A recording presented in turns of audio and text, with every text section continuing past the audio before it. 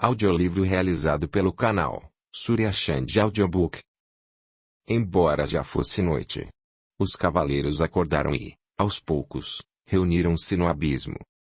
A plataforma de madeira foi baixada com rapidez e todos os presentes, aflitos e impacientes, aguardavam sua subida de volta.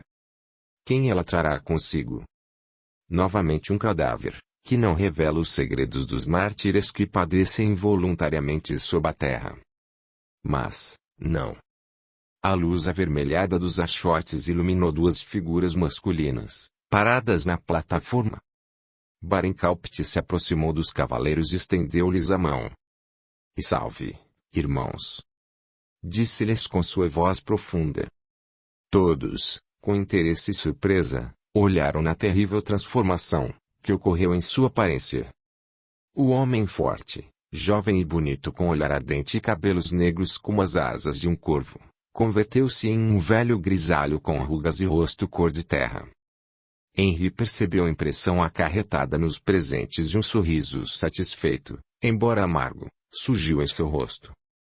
"Irmãos, gostaria de ir ao templo, do qual há muito tempo fui privado, e lá rezar a Deus e agradecer-lhe o amparo recebido durante minha pesada provação", disse após as primeiras saudações. No corredor, veio correndo a seu encontro o capelão, que o levou ao sacerdote para abençoá-lo. Henri caiu de joelhos perante o altar e, orando fervorosamente, agradeceu ao Altíssimo por seu amparo e ajuda na realização completa da vingança. Duro e vingativo, não se deu conta de que tal oração poderia não ser agradável a Deus. Mas seu objetivo foi alcançado.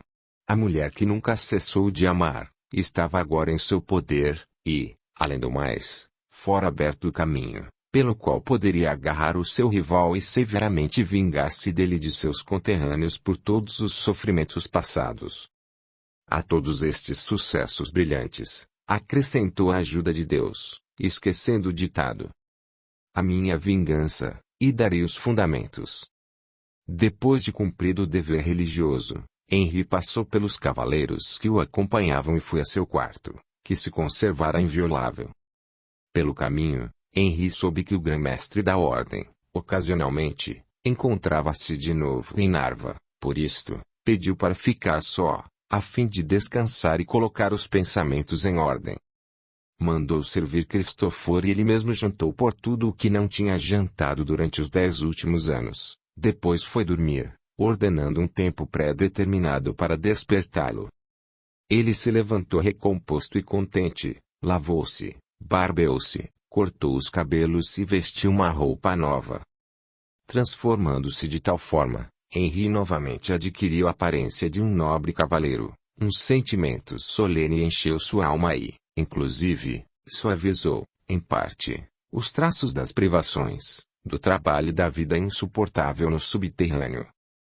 O grão-mestre recebeu amavelmente o cavaleiro, e felicitando-o pelo término da dura empreitada, pelo que Henri agradeceu, confessando a verdadeira razão de sua permanência no sepulcro, comunicando sobre o término bem-sucedido da passagem subterrânea que ligava Narva e Ivangorod, submetendo ao poder da ordem a fortaleza inimiga.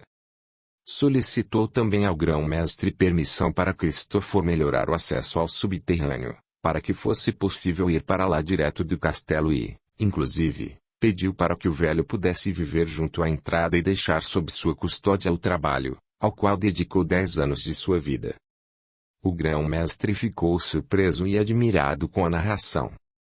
Atendeu aos pedidos de Henri e, imediatamente, convocou os cavaleiros, bispo e burgomestre de Narva para uma reunião secreta, cuja pauta era o trabalho colossal, realizado com sucesso pelo cavaleiro Barincalpte, seu valente companheiro. Depois, com brados solenes dos presentes, o grão-mestre comunicou que levava o digno Cristofor a cavaleiro e que, nesta mesma noite, festejar-se-ia com um banquete, o retorno à ordem dos fiéis e respeitosos irmãos. À noite, na grande sala do castelo, junto a uma mesa fartamente servida, reuniu-se a corporação alegre e animada.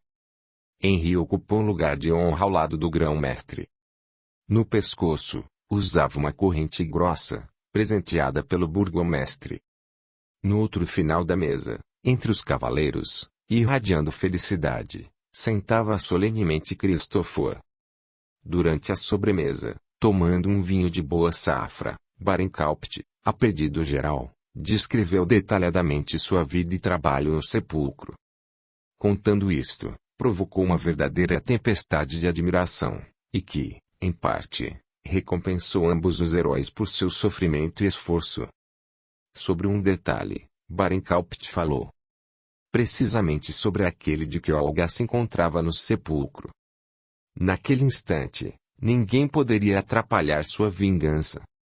Uma vez que o conselho havia decidido, por enquanto, não empreender nada contra Ivangorod sim aguardar um acontecimento propício para vingar-se da petulância russa, Henry sentiu-se perfeitamente tranquilo de que ninguém veria a jovem mulher e ninguém se emocionaria por suas súplicas e desespero.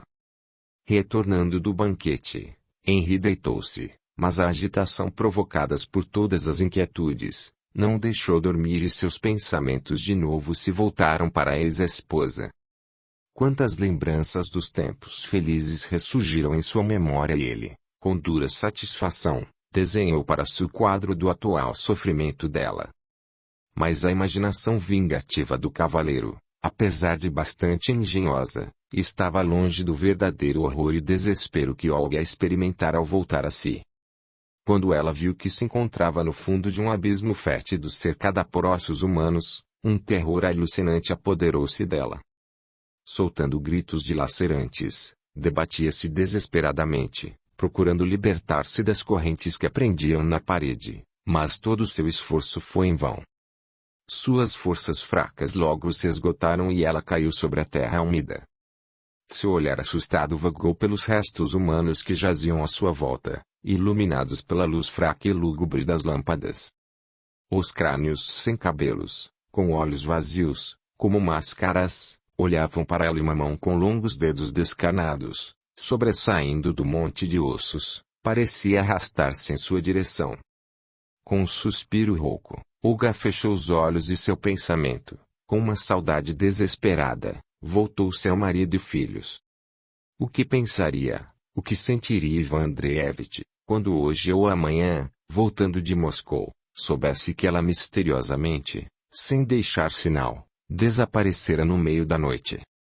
Nunca lhe chegaria à cabeça, que graças a uma esperteza incompreensível, simplesmente diabólica, aparecera o demônio, que julgavam morto e trouxera para cá para sucumbir de morte horripilante, a 2 passos do homem amado. De repente, Olga lembrou-se da promessa de Barincalpt de trazer-lhe o cadáver do marido. Se ele puder penetrar no castelo, como penetrou em seus aposentos, então o esposo estaria realmente ameaçado de morte.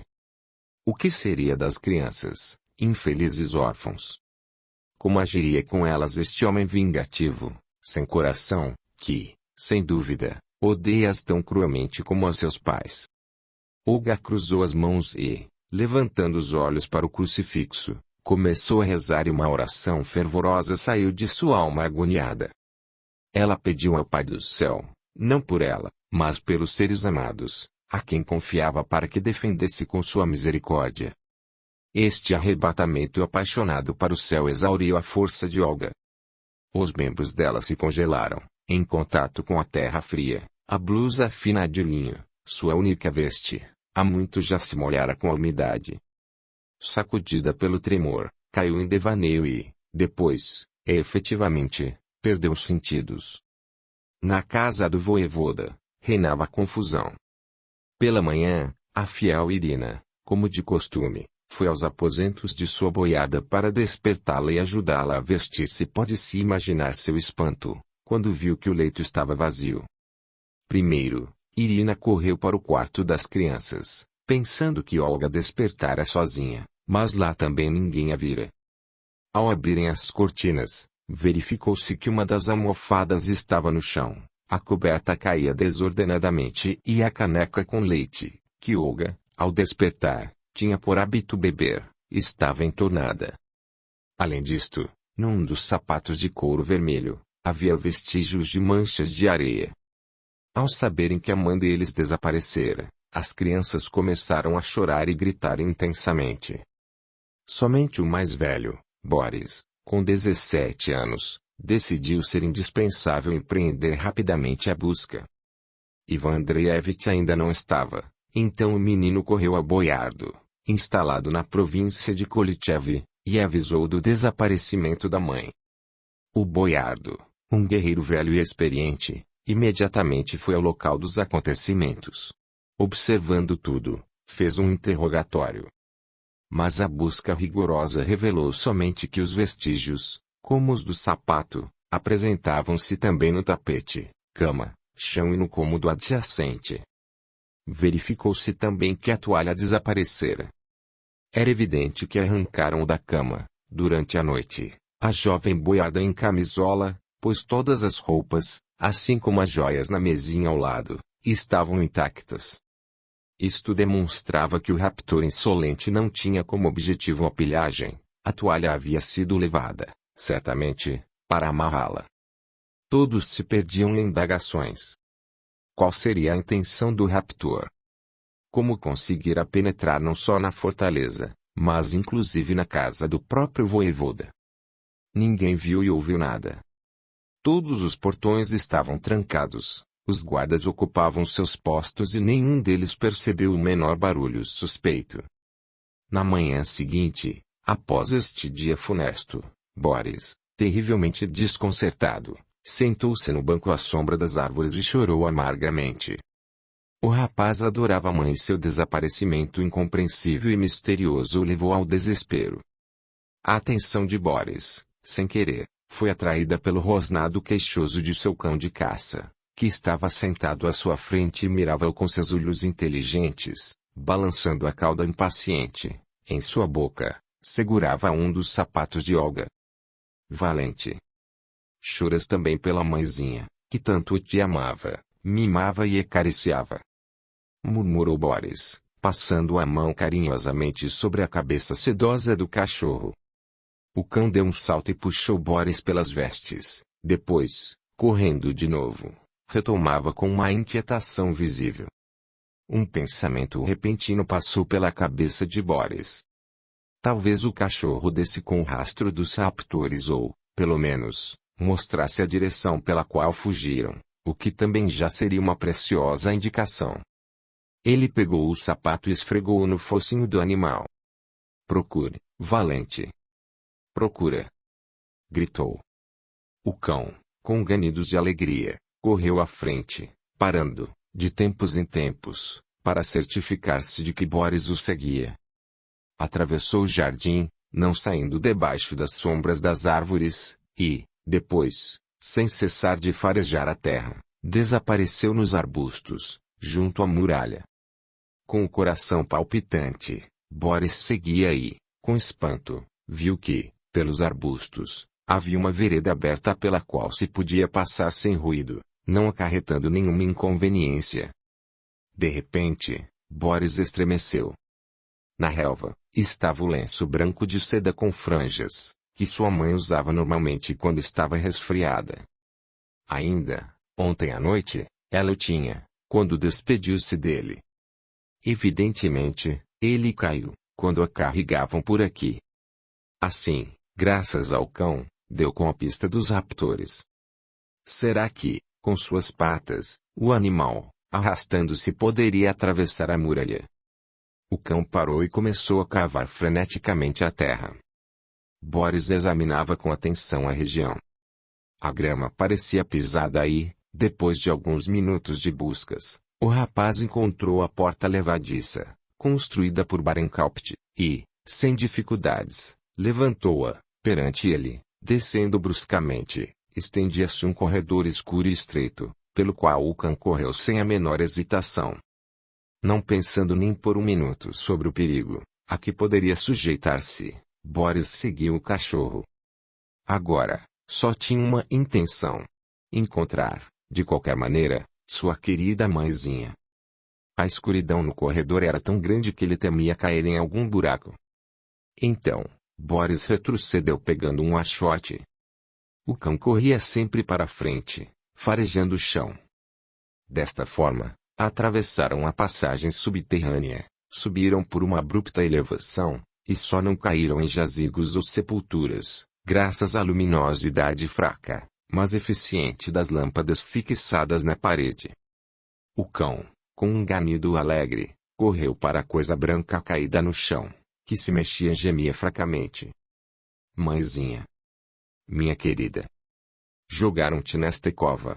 Gritou Boris, reconhecendo a voz de Olga e correndo precipitadamente para ela.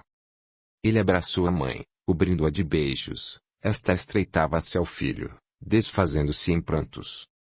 Tocando a corrente gelada, ele se apavorou, vendo a mãe presa à parede, tremendo de frio, deitada na terra nua com os cabelos desgrenhados e a camisola estraçalhada e suja. O que significa isto, mãezinha? Com cólera, gritou Boris. Foi teu pai, o cavaleiro Barenkaupt, quem fez isto. Ele me capturou e atirou-me aqui, respondeu Olga baixinho. Ele não está morto, como pensávamos, e agora vinga-se de mim, pela minha pretensa traição, condenando-me a uma morte lenta e horrível. Bruxo maldito, cruel como uma fera sanguinária. Que direito tem ele sobre ti, depois de, perante meus olhos, tentar matar-te? Murmurou Boris, procurando arrebentar a corrente. Oh! Lembro-me bem de seu rosto abominável e ensanguentado, quando ele te golpeou. É assim que o vejo agora, apesar de Andrei ter me levado consigo, não posso lembrar-me dele sem tremor. Mas fica calma, querida, libertar-te-ei. Se não o puder fazer sozinho, trarei ajuda. E salva-me, minha criança. Mais rápido, repetia Olga, tentando ajudar o filho. Mas o elo sólido da corrente, fixado pela mão de ferro do cavaleiro, não cedia às forças deles. Ambos estavam de tal modo ocupados, que não ouviram ruídos de passos e nem viram, que, na abertura da parede, surgiram dois homens. Somente quando a luz avermelhada do achote iluminou o abismo, Boris virou-se rapidamente e Olga soltou um grito surdo. Na abertura da parede, apareceram ainda mais dois, que pararam surpresos.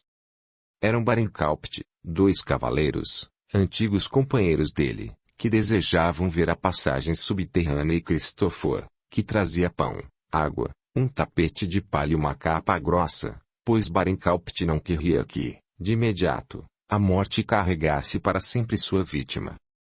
Ele queria que ela penasse o maior tempo possível. Descendo ao abismo, Henri contava a seus amigos sobre a traição da esposa e sua vingança. Os cavaleiros amigos, claro, aprovaram sua atitude. A traidora, que abjurou o marido e a santa fé católica, merecia sem dúvida, cada suplício. Vendo um homem inclinado sobre sua vítima e ouvindo a língua russa, Henri deu um salto para a frente e agarrou Boris pela gola. Ah! Cão moscovita! Descobriste a passagem secreta. Isto te custará a cabeça, esbravejou, tirando do cinto o punhal. Louco! Não mates teu próprio filho! Gritou Olga. Estupefato, Barenkaupt abaixou a mão e ficou gelado. Seu olhar assustado vagueou pela figura do jovem alto e esbelto, iluminada pela luz do achote. Sim, ela não mentira. Aquele era realmente seu filho. As mesmas características da família Barenkaupt, o rosto de traços enérgicos, o nariz aquilino e os cabelos negros como as asas do corvo.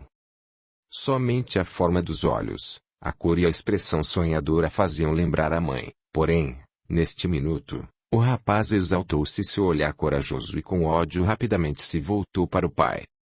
Então, por qual motivo hesitas em matar-me, maldito assassino? Sabes, enquanto viver, defenderei minha mãe. Gritou Boris. O cavaleiro nada respondeu. Talvez nem mesmo tivesse ouvido as palavras de Boris. Nele assomou um caos completo de recordações, uma alegria insana e uma amargura indizível. Em sua memória, passaram as cenas dos primeiros tempos depois do casamento, o nascimento do filho, do qual tanto se orgulhou e pelo qual tantos anos chorou. O amor filial conduziu o menino ao calabouço.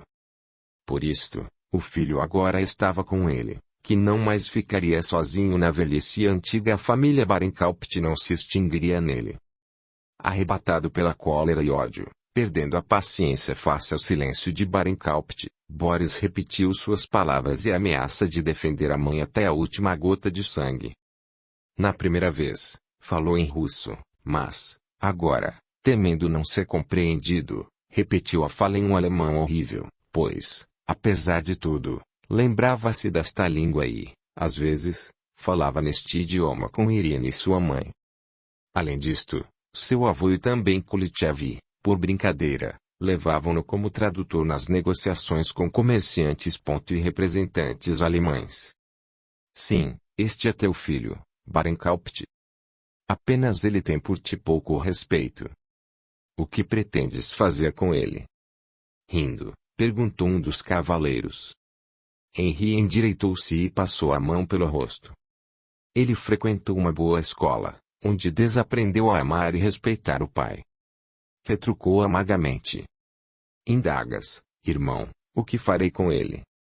Primeiramente, anunciá-lo-ei como meu prisioneiro e peço-te mandar trancá-lo na torre dos presos políticos.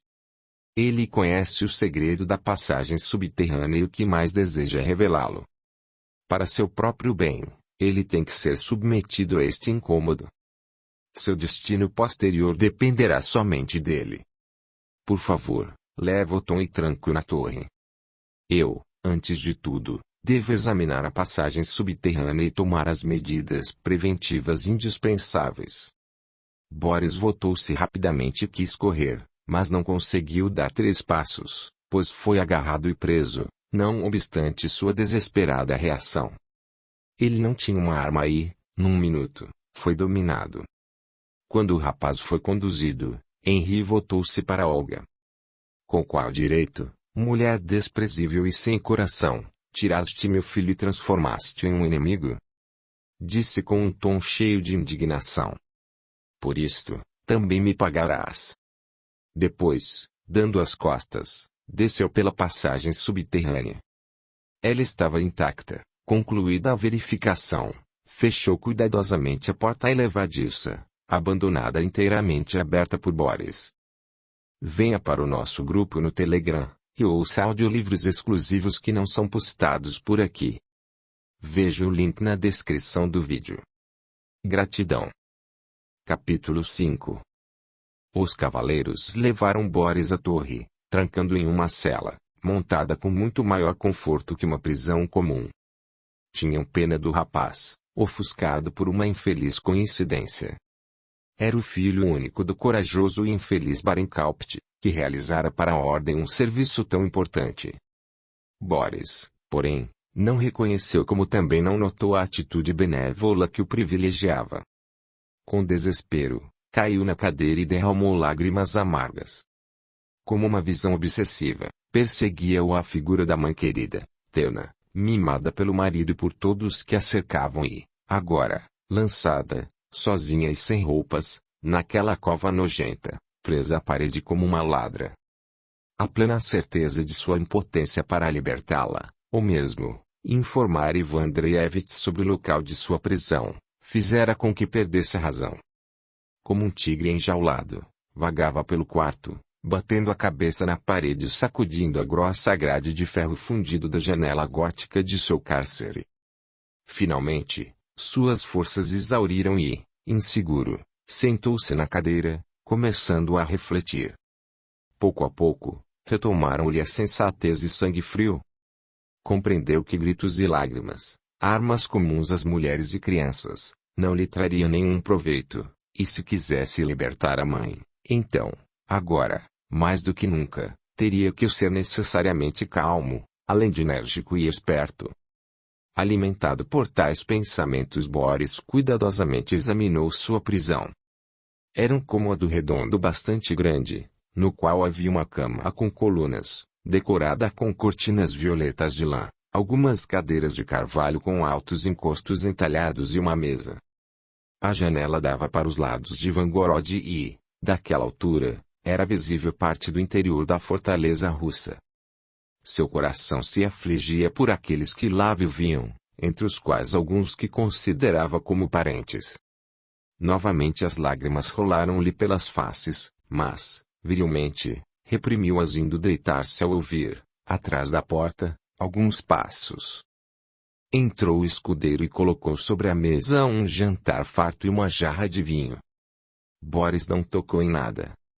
Estava muito confuso para sentir fome do vinho, mesmo não sabendo a causa, desconfiava. Por isto, continuou a sonhar, imaginando planos de fuga, cada um mais audacioso que o outro. Surgiu-lhe, inclusive, o pensamento de que Valente, como fizera com ele, mostraria o caminho para Ivan Andreevich, que logo deveria voltar de Moscou. Mas, o que teria acontecido ao cão? Isto, ele não sabia. A ideia de que o inteligente e fiel animal tivesse sido apanhado e morto encheu-lhe o coração de amarguras. Inquietava-o, também, seu próprio destino. O que lhe estaria preparando o futuro? Seria obrigado, quem sabe, a lutar contra os russos. Mas não. Ele preferia antes se deixar-se esquartejar a concordar em levantar a mão contra seus próximos, contra seus verdadeiros conterrâneos. Ele sempre odiará esta fortaleza estranha como se pressentisse que, algum dia tornar-se-ia cativo dela e que, nesta situação, não poderia defender as pessoas queridas e parentes contra os cavaleiros livônios, que, no fundo da alma, detestavam seu avô, padrasto e todos os russos. O relato de Irina sobre o rapto da avó, sobre a perfídia, a cobiça e crueldade dos cavaleiros da ordem, há muito tempo lhe acarretara repugnância e desprezo por eles. E, agora, estava em poder destes fascínoras, entre os quais um dizendo-se seu pai. Isto era intolerável. O ranger da fechadura chamou a atenção de Boris. Seria seu pai que viria vê-lo? Apesar de toda sua indignação contra Barinkaupt, este encontro o assustava e desagradava. Entrou, não o pai, mas um outro cavaleiro tipicamente teutônico, alto e magro, com um rosto impassível, severo e arrogante. Levanta-te, Otom Barinkaupt. Tenho que conversar contigo, disse calmamente, sentando-se à mesa, na qual o escudeiro colocara uma vela acesa. O rapaz levantou-se e, com um olhar inimigo, fitou o cavaleiro. Meu nome é Boris Kolitchev. Tu és filho do cavaleiro Barinkaupt. Pela lei de todos os países, somente os bastardos não têm o direito de levar o nome do pai. Por acaso, pretendes este estatuto? Não. Gritou Boris, inflamando-se. Neste caso, dirigir-me-ei a ti, pelo único nome ao qual tens direito. Vamos ao assunto. Ordenaram-me indagar-te de que forma descobriste a passagem subterrânea, cuja existência nem mesmo os cidadãos conhecem. Sê sincero, pois, do contrário, saberemos obrigar-te a falar a verdade. Além disto, lembra-te de que a mentira é a desonra de todo homem que se respeita. Boris empalideceu. Orgulhoso e nobre por natureza, desprezava a mentira, não obstante compreender que, no presente momento, não pode rir dizer a verdade sem prejudicar amanhã-se e perder, talvez, a última oportunidade de salvamento, ou seja, de que Valente mostrasse para alguém o segredo do caminho subterrâneo. Tentando dar à sua história um tom de veracidade, Boris respondeu. Audiolivro realizado pelo canal Suryashanti Audiobook.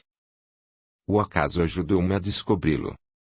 Desde a noite que desapareceu minha mãe, toda a nossa casa se encontrava em uma agitação terrível. Por isto, somente hoje, minha irmã Natasha notou que seu gatinho de estimação se havia perdido. Ela pediu-me para procurá-lo, mas minha cabeça estava totalmente ocupada por outras coisas. Descobri no jardim um canto solitário, deitei-me na grama e, neste minuto, ele parou e começou a chorar. Derramar lágrimas pela mãe não é vergonha para um homem, com despeito, acrescentou, depois de notar um sorriso jocoso, quase perceptível no rosto do cavaleiro. Continua, meu filho. Tuas lágrimas já se foram e não tens que ruborizar-te por elas, disse aquele. Depois de um minuto de silêncio, Boris continuou. De repente, ouvi um miado perto de mim, lembrei-me do gatinho de Natasha e comecei a procurá-lo. Era realmente ele. Brincava com um pano branco, esforçando-se para rasgá-lo. Aproximei-me e, com espanto, vi que era a extremidade do lenço de mamãe, que parecia sair da terra. Tentando puxar o lenço, deparei com uma porta levadiça coberta por grama e, atrás dela, vi o caminho subterrâneo, de cuja existência nem eu, nem meu padrasto suspeitávamos, pois, do contrário, ele teria ordenado entulhá-la. Corri ao galpão em busca de um achote, acendi e voltei à abertura. Por uma simples curiosidade, desci e, de repente, avistei minha mãe, que, claro, de forma alguma esperava encontrar naquela cova infecta. Jamais acreditaria que um homem poderia vingar-se tão vergonhosa e indignamente de uma mulher. Eis o lenço de mamãe como prova de que falei a verdade. Provavelmente, ele caiu, quando o malvado o arrastou para o subterrâneo, terminou Boris, tirando do bolso o lenço de seda. Como me fazes rir, Otom Barenkaupt, falando assim de teu pai. Ele tem o direito incontestável de castigar e mesmo matar a esposa infiel, que cometeu o crime de conviver com um inimigo e atreveu-se a desobedecer a todas as leis de Deus e dos homens, casando-se com outro, apesar de ter marido vivo. Tua mãe mereceu o castigo. Há 11 anos, muito sangue correu em Narva por sua culpa. Sua felicidade foi não ter conseguido informar a ninguém sobre essa descoberta, pois, do contrário, serias julgado como traidor. De que forma poderia ser considerado traidor, pois sou russo e meu dever, na medida de minhas forças, e ajudar meus parentes. Nisto, querido menino, enganas-te. O filho do cavaleiro Barenkaupt não é nem pode ser russo. Aliás, este é um assunto para teu pai. Fazer-te voltar à razão e entender que tua fidelidade aos inimigos é uma forma de traição. Por enquanto, até breve. O cavaleiro levantou-se, acenou, baixando a cabeça e saiu do quarto. Boris ficou só. Estava mortalmente deprimido. Ele se sentia como um rato que caíra em uma armadilha e prevendo que o esperava uma luta pesada, resolvera que preferia morrer a trair sua fé e família. Aqui entre os alemães, sentia-se estranho. Revoltava-o profundamente a acusação imputada à sua mãe. Denominavam-na amante do marido legal. A mãe acreditava na morte de Barenkaupt, que nunca dera o menor sinal de vida e também, no final das contas, o retorno à religião antiga era o equivalente ao divórcio. E sua preferência por Ivan Andreevich era absolutamente natural, pois era bonito, bom, justo com todas as pessoas, amava seus parentes, era condescendente com os subalternos e caridoso com os pobres, que nunca ficaram sem sua ajuda. Comparando imparcialmente sua beleza suave e agradável com a figura rude do pai e seu olhar feroz, no fundo da alma, aprovava a escolha da mãe. Boris já não era criança e compreendia que a mulher bonita e sedutora incutira no cavaleiro um amor forte, e que, atrás do ódio de Henri, ocultavam-se um ciúme selvagem e um amor próprio ofendido. E poderia sua mãe amar alguém que, para ela, já levantara a mão? Seu coração se angustiava tristemente imaginando o perigo terrível que representava para Ivangorod a passagem subterrânea entre as duas fortalezas e de cuja existência seu padrasto nem desconfiava. Mas dela os cavaleiros nunca se serviriam, pois iriam ao ataque ao invés de invadir de surpresa a fortaleza russa bem em seu coração. Tudo isto era segredo. Esgotado extremamente pelas inquietações angustiantes, Boris se deitou e rapidamente dormiu. O dia seguinte arrastou-se e pareceu a Boris terrivelmente demorado. Ele o passou junto à janela, observando Ivangorod, onde tudo parecia estar calmo.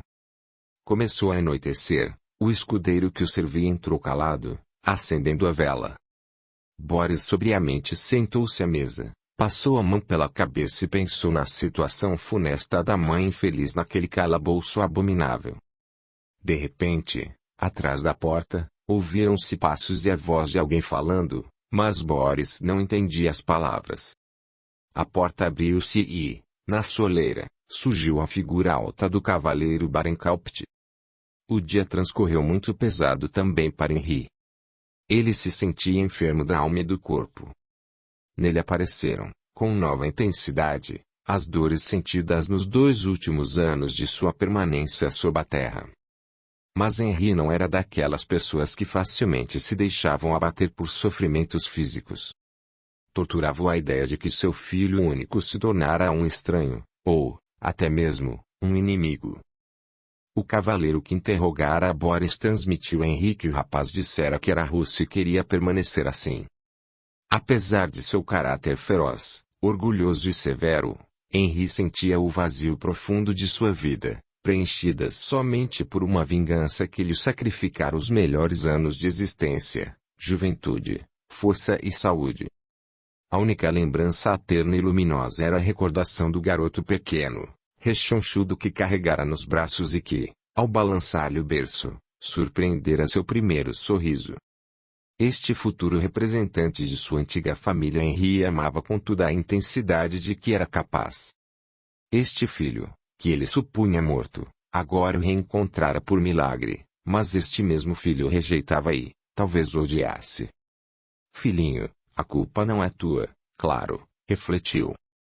Seria ele culpado se lhe sujaram o nome e a lembrança do pai, matando-lhe o amor filial.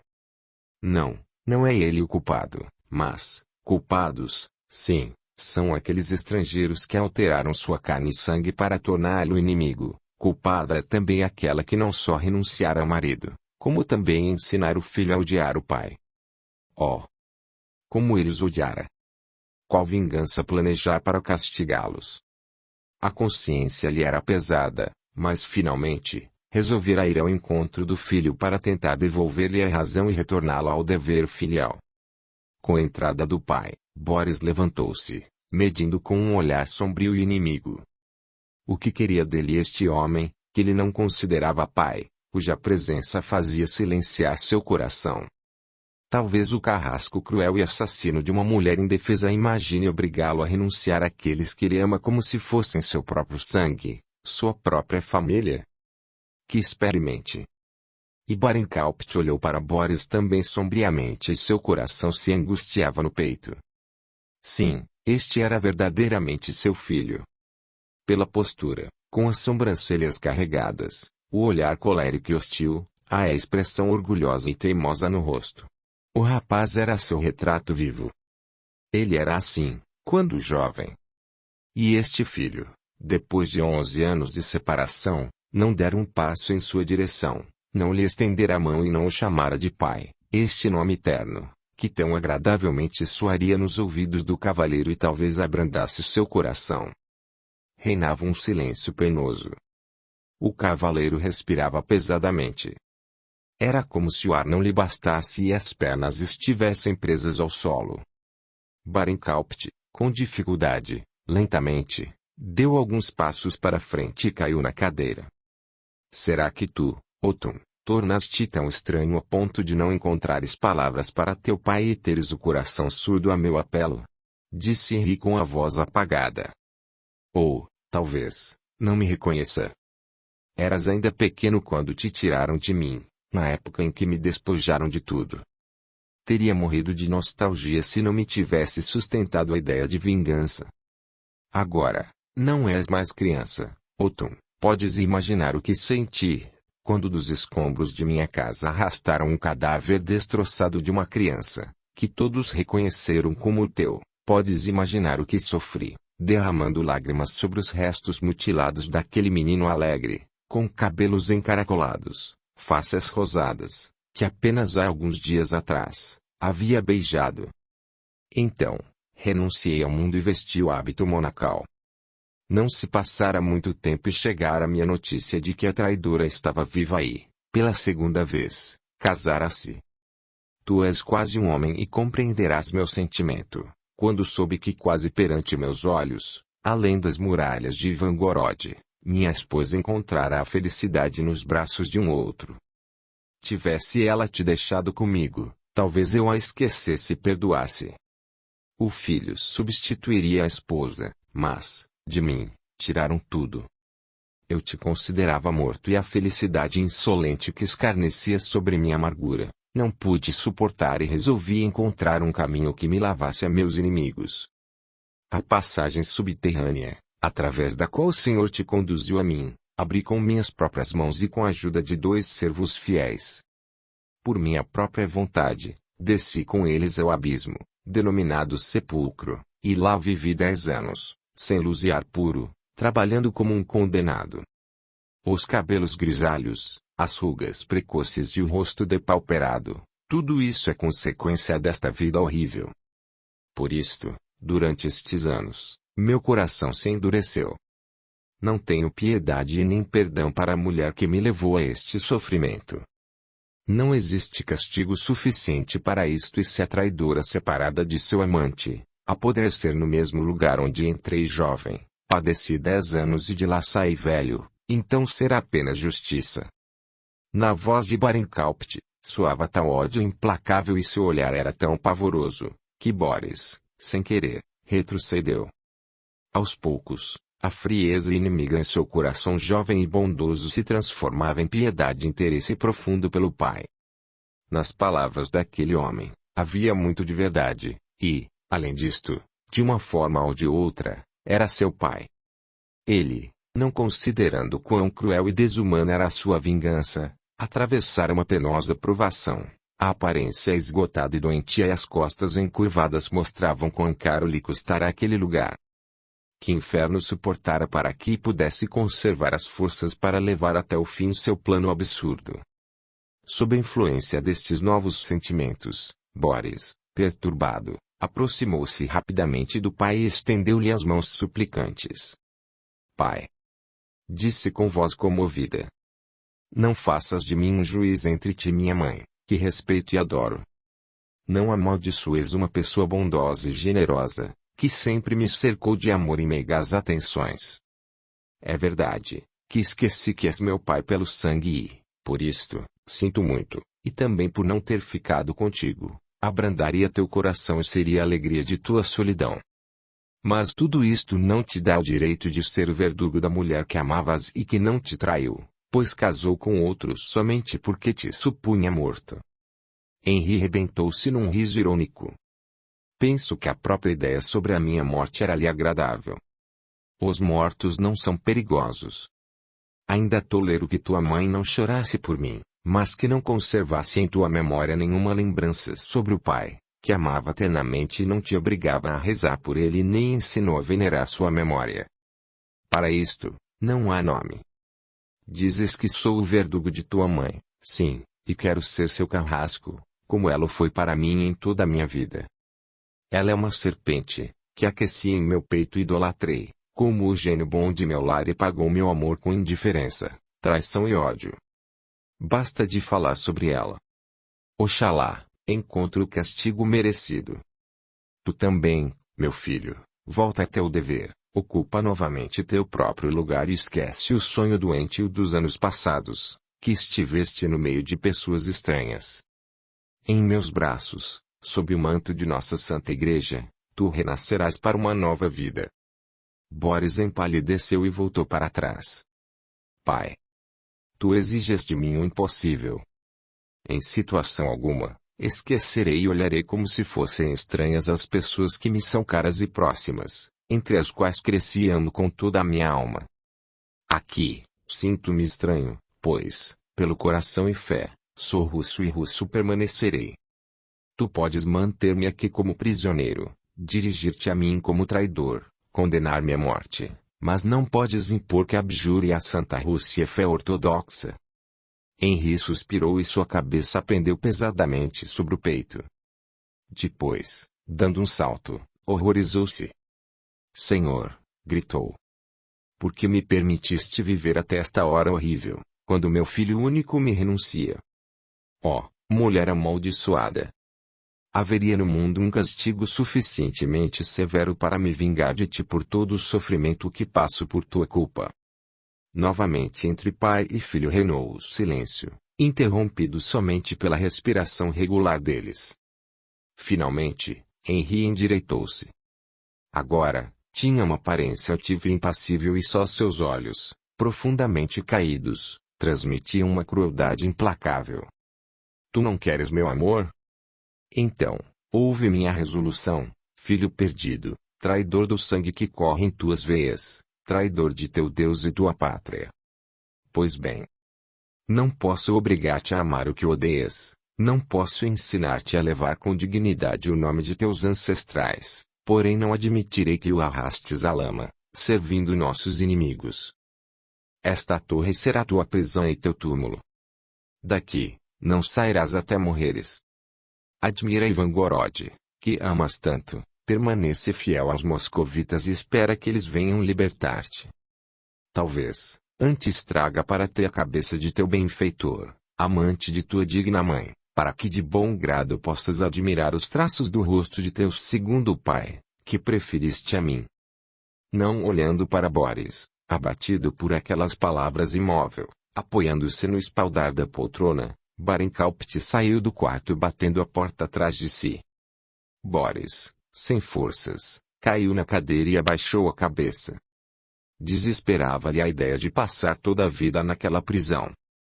Não se sujeitava à menor dúvida de que o pai nunca perdoaria ao filho, que o renegara e declarara-se russo e ortodoxo.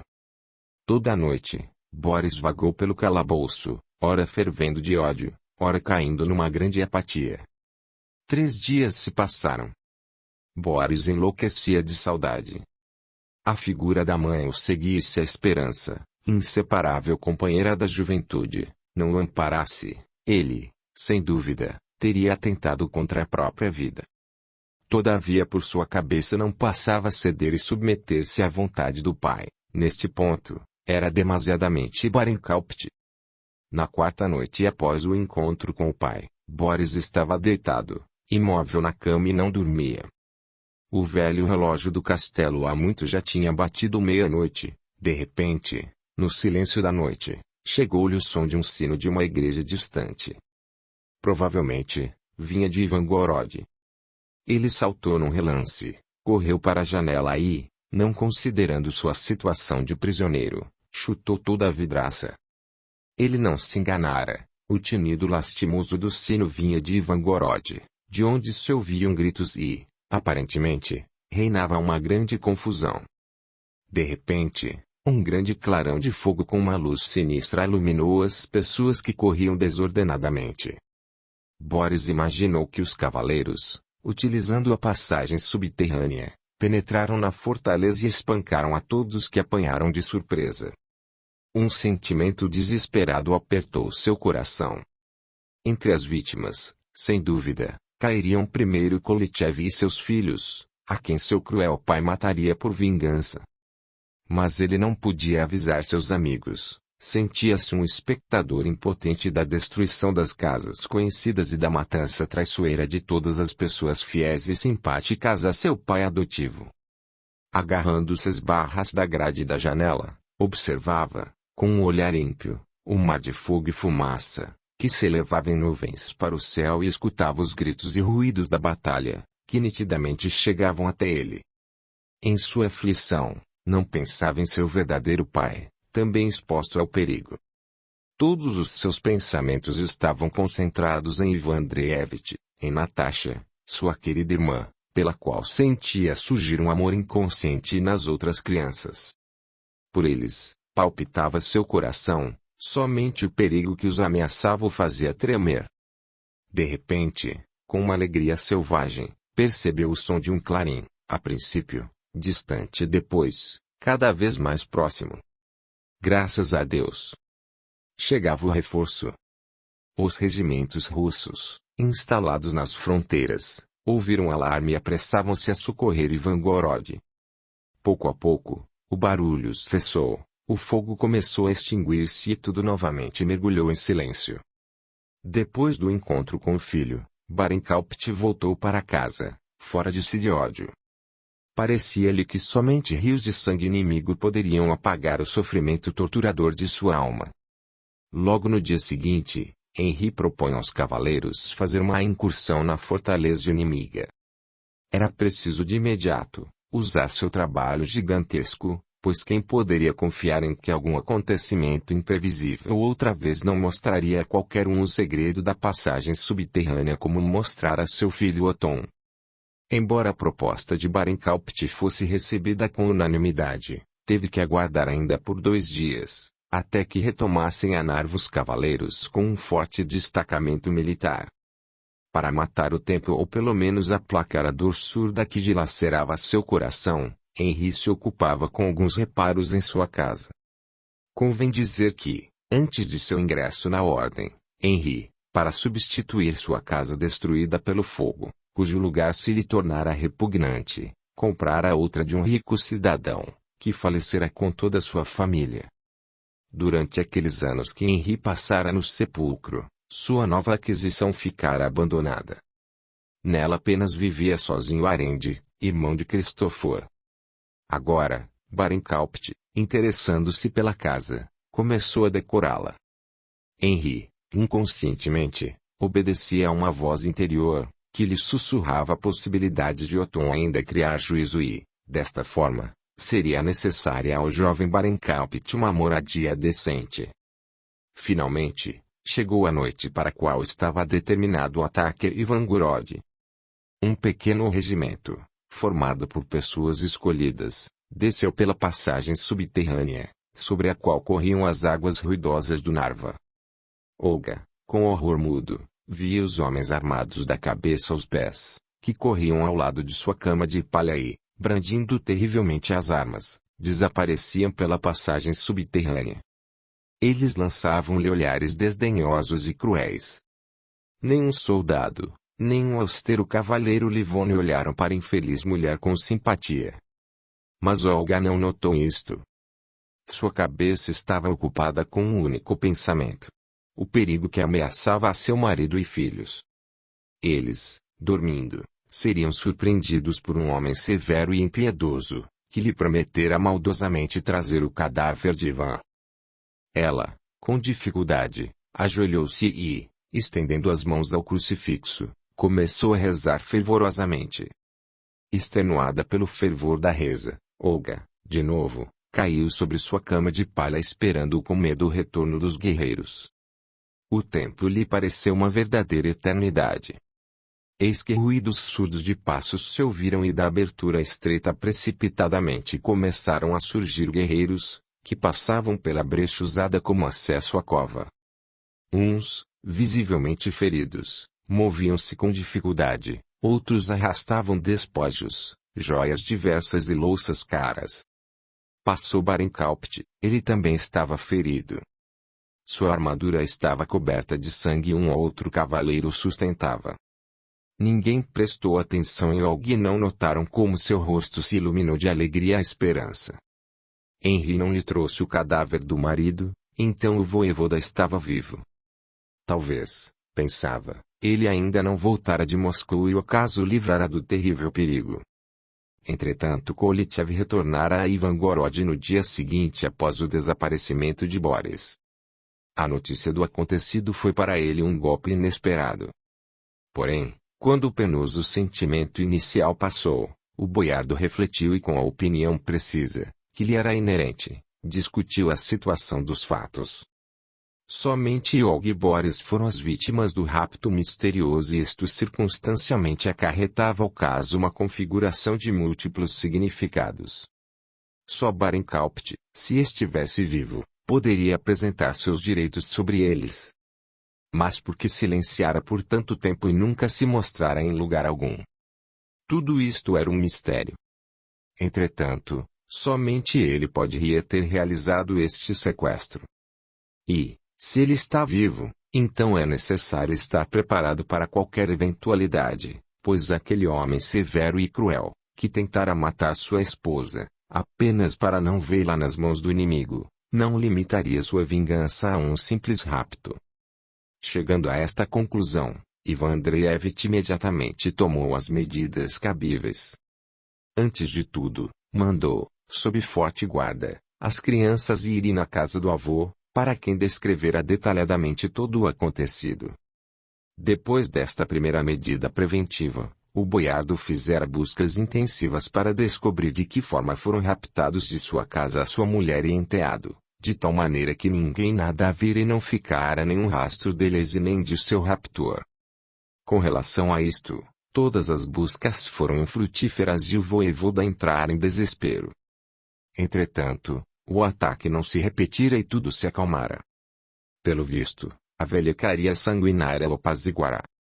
4 ou 5 dias se passaram após o retorno de Ivan Andreevich. Era noite e tudo dormia na fortaleza e na casa do voivoda. Somente algumas vozes ecoavam dos guardas, de tempo em tempo, quebrando o silêncio da noite. Somente Kulichev não dormia. Sombrio e preocupado, andava pelo quarto, pensando com tristeza nos entes queridos, que foram raptados traiçoeiramente de sua casa. O voivoda não pressentiu que, neste exato minuto, da passagem subterrânea saiu um regimento alemão, que penetrou cuidadosamente pelo jardim e, através de uma viela deserta, alcançou a praça. De lá, os livônios se separaram em grupos por toda a cidade, para iniciarem a matança simultânea. Gritos, exclamações selvagens e golpes fortes do lado de fora repentinamente chamaram a atenção de Kulichev. Ele, com surpresa, ouvia os ruídos que chegavam, queria agarrar a espada e lançar-se às ruas, quando, no quarto, irromperam Andrei e o falcoeiro Nikita. Livônios em Ivangorod. Eles estão matando e saqueando a cidade. Gritaram os dois. Ivan Andreevich vestiu rapidamente a armadura e armou-se, pois, de repente, ressoaram golpes de machado na porta externa. Pessoas semi-vestidas e voivodas correram com armas na mão para defenderem a entrada. Naquele instante, a porta da frente despedaçou-se e, na casa, irrompeu uma tropa de livônios com achotes acesos. Chefiando a tropa, com a viseira levantada, encontrava-se Barinkaupt. Vendo que o voivoda estava vestido e armado, Henri parou, momentaneamente surpreso, mas depois lançou-se contra ele com a espada em punho, gritando: Finalmente, encontramo-nos face a face, raptor de minha honra e felicidade. Tu, por muito tempo, escapaste de minha vingança. Tu é que és um salteador, como toda a tua digna parentela, retrucou Kulichev, dando no cavaleiro um golpe furioso no peito. Começou uma batalha desesperada e enfurecida. Ambos com ira distribuíam golpes entre si. O sangue fluía nos dois. Com o ardor da batalha, saltaram para a rua e lá encarniçadamente cegos, almejavam golpear um ao outro. Em volta deles, fervia uma batalha sangrenta. Todos os russos que conseguiram agarrar as armas, defendiam-se obstinadamente. Infelizmente, grande parte dos habitantes foi surpreendida dormindo e muita gente simples tombou. Os gritos e gemidos dos feridos e moribundos, o estalido do fogo, o sinal de alarma, tudo isto ainda mais exacerbava o horroroso quadro noturno. Enfraquecido pela perda de sangue e ensurdecido pelos golpes na cabeça, Barinkaupt começou a cambalear e seu adversário, claro, utilizaria este momento para matá-lo, se ele mesmo também não se sentisse estonteado.